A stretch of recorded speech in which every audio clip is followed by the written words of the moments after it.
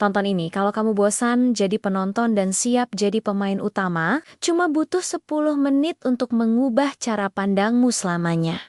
Kamu pikir sukses itu cuma buat orang beruntung? Kamu salah besar. Apa satu hal yang membedakan pecundang dan pemenang? Jawabannya akan mengejutkanmu. Dan itu ada di menit pertama video ini. Bayangkan Arif, seorang karyawan biasa yang gajinya selalu habis sebelum tanggal gajian. Dia terjebak, stres, dan merasa hidupnya buntu. Setiap hari, dia hanya bisa melihat teman-temannya pamer liburan dan mobil baru di media sosial. Dia merasa seperti figuran dalam film orang lain. Mungkin kamu juga merasakan apa yang Arif rasakan, tapi dengarkan baik-baik.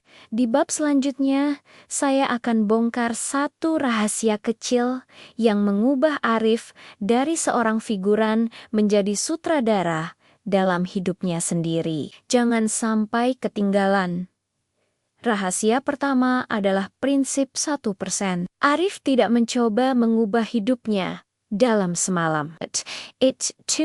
Sebaliknya, dia fokus menjadi 1% lebih baik setiap hari Senin.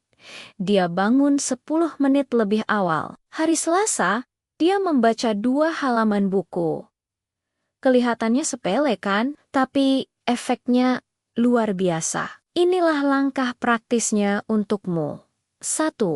Pilih satu kebiasaan kecil. 2. Lakukan selama 5 menit saja. 3. Catat di kalender. Cuma itu. Lakukan ini dan lihat apa yang terjadi. Oh ya, kalau kamu suka tips praktis begini, klik tombol like ya. Itu sangat membantu. Di bab berikutnya kita akan lihat bagaimana Maya, seorang desainer grafis, keluar dari jebakan zona nyaman yang mematikan. Sekarang kita bahas Maya. Dia punya pekerjaan stabil, tapi dia merasa hampa. Kreativitasnya mati. Dia berada di penjara emas yang disebut zona nyaman. Zona nyaman adalah tempat di mana mimpi mati perlahan. Maya sadar, untuk tumbuh, dia harus merasa tidak nyaman. Jadi dia mengambil langkah gila. Dia mendaftar kursus coding, sesuatu yang sama sekali di luar bidangnya. Rasanya mengerikan pada awalnya. Tapi kemudian, ajaib. Otaknya seperti hidup kembali. Mau coba? Ini caranya. 1.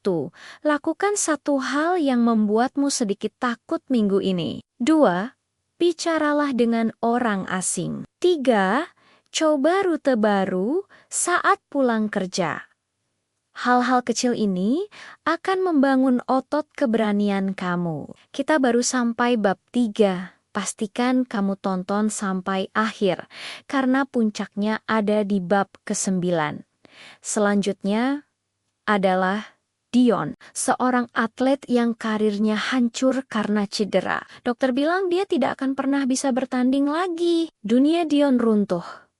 Dia marah, depresi, dan menyalahkan takdir. Ini adalah jebakan mentalitas korban, di mana kita merasa dunia berkonspirasi melawan kita, tapi Dion menolak jadi korban. Dia mengubah fokusnya. Dia tidak bisa lagi jadi atlet, tapi dia bisa jadi pelatih. Dia mulai melatih anak-anak di lingkungannya, berbagi pengalamannya. Energi negatifnya berubah menjadi semangat positif. Kalau kamu sering merasa jadi korban, coba ini. 1. Tulis 3 hal yang bisa kamu syukuri hari ini. 2. Tanyakan pada diri sendiri, apa yang bisa aku kendalikan dari situasi ini. 3. Lakukan satu tindakan kecil berdasarkan jawabanmu. Jangan lupa subscribe biar kamu nggak ketinggalan strategi mental lainnya. Di bab selanjutnya, kita akan belajar dari Sakura tentang kekuatan tidak. Sakura adalah seorang manajer proyek yang luar biasa baik. Terlalu baik. Dia tidak pernah bisa bilang tidak. Akibatnya, dia kelelahan, stres, dan pekerjaannya sendiri jadi berantakan. Dia menyenangkan semua orang, kecuali dirinya sendiri. Kekuatan terbesar yang dia temukan adalah satu kata sederhana, tidak. Dengan berkata tidak pada permintaan yang tidak penting, dia bisa berkata ya pada hal yang benar-benar. Berarti ini bukan tentang menjadi egois, ini tentang menghargai waktumu. Mau latihan? Coba ini. 1. Saat ada permintaan, jangan langsung jawab ya. Katakan, coba saya cek dulu jadwal saya. 2.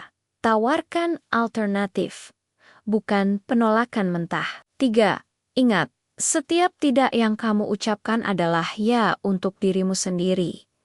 Kita sudah setengah jalan. Tetap di sini, karena bab selanjutnya akan membahas cara mengubah kegagalan menjadi bahan bakar. Kembali ke Arif. Setelah mencoba bisnis sampingan pertamanya, dia gagal total. Modalnya habis, produknya tidak laku. Rasanya seperti ditinju. Banyak orang akan berhenti di sini. Tapi Arif menerapkan prinsip autopsi kegagalan. Alih-alih meratapi nasib, dia membedah kegagalannya seperti seorang detektif. Apa yang salah? Kenapa produknya tidak laku? Apa yang bisa dipelajari? Kegagalan bukan akhir, tapi data. Data berharga untuk langkah selanjutnya. Saat kamu gagal, lakukan ini. 1. Jangan salahkan orang lain. Cari peranmu. 2. Tulis 3 pelajaran utama dari kegagalan itu. 3.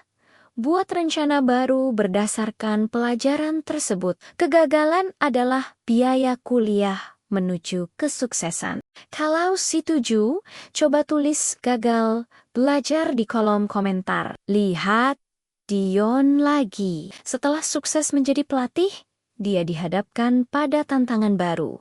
Keraguan dari orang tua atlet, mereka meragukan metodenya karena dia mantan atlet cedera. Disinilah Dion menggunakan teknik lingkaran pengaruh. Dia tidak bisa mengontrol pikiran orang lain, itu di luar lingkarannya, tapi dia bisa mengontrol tindakannya.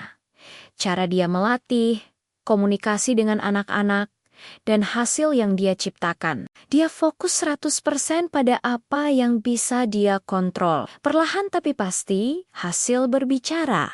Keraguan pun hilang. Kalau kamu cemas tentang hal-hal di luar kendalimu, coba ini. 1. Gambar 2 lingkaran.